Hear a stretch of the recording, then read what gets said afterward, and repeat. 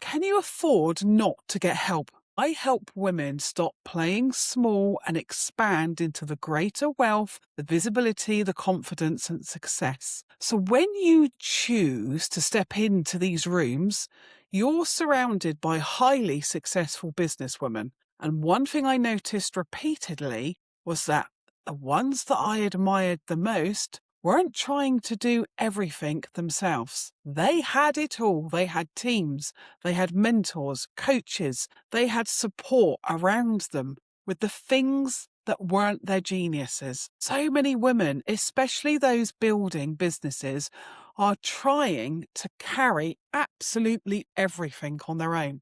They're the coach, the content creator, the social media expert manager, the accountant, the cleaner, the admin assistant, the tech department, and then we wonder why we're exhausted. Really? We've somehow been sold this idea that strong women have to do it all by themselves. What if that's not strength at all? What if true success comes from allowing yourself to be fully supported? And there comes a point where growth isn't about working harder. It's about allowing more support in. Now, I'm not talking about needing a huge team overnight. I'm talking about recognizing that you don't get a medal for struggling and moaning about how hard things are, and you don't get extra points or acknowledged for doing everything the hard way, as so many of us have been programmed to believe.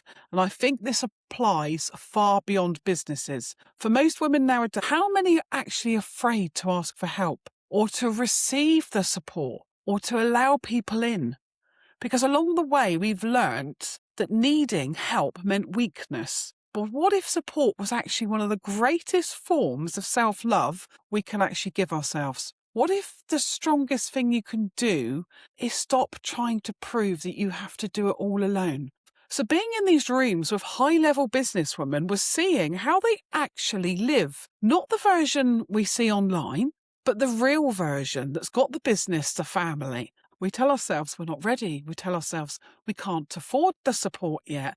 We tell ourselves we'll do it when the business grows.